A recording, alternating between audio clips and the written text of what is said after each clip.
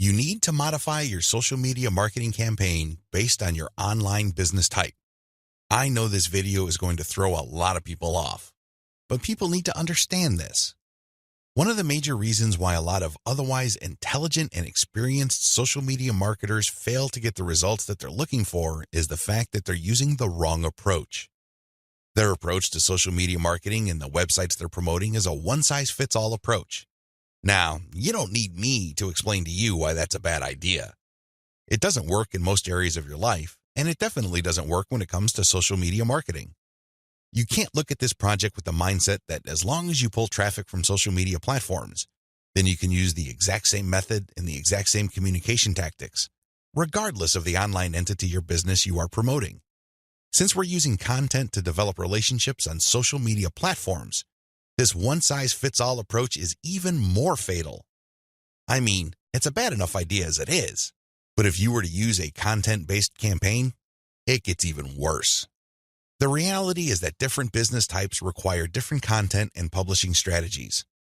You have to customize, modify, and tweak your particular content and publishing strategies on social media to fit the type of website you are trying to promote. Now, there are a huge number of website variations out there. In fact, there are too many. I would venture to say that the only limit really is your imagination. But if you were to categorize these different website types into 4 rough forms, they would more or less fall into the following: publishing, e-commerce or dropshipping, email lists, and traffic sales.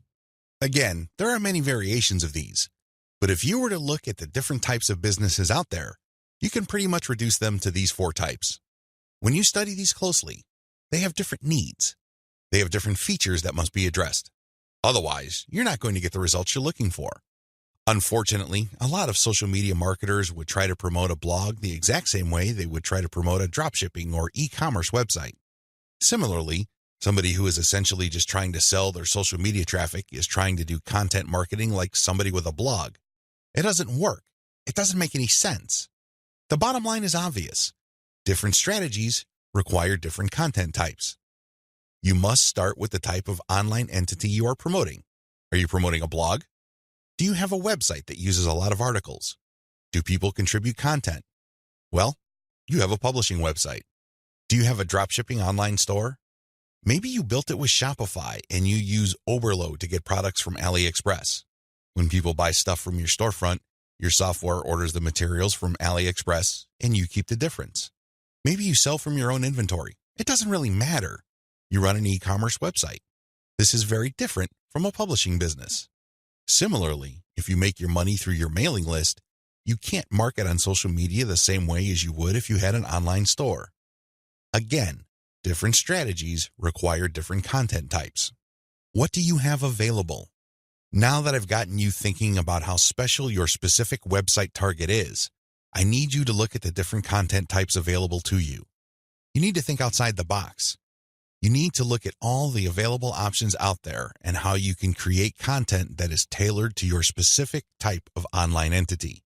Here are the list of content types you can use to promote different online entities, but your specific focus and specialization should weigh more heavily on certain types of content instead of others.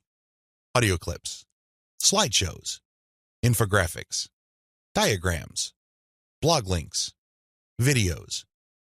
The bottom line: don't just think links. It really freaks me out. In fact, it really saddens me when I see a lot of otherwise capable social media marketers focus almost entirely on spreading their links. They think that this is the end game. Well, yes, links are important. I can see where they're coming from because when people click on a link, that's instant traffic. But you have to understand that depending on the type of target site you are promoting, you would build a tighter brand if you share different types of content. In many situations, you probably would be better off sharing more audio or infographics and diagrams than if you were sharing naked links because people are bombarded with links every single day. You have to pay your dues. You have to become familiar enough to your target audience members using these different content types for them to eventually trust you enough to click on your link. Unfortunately, a lot of people have this in reverse.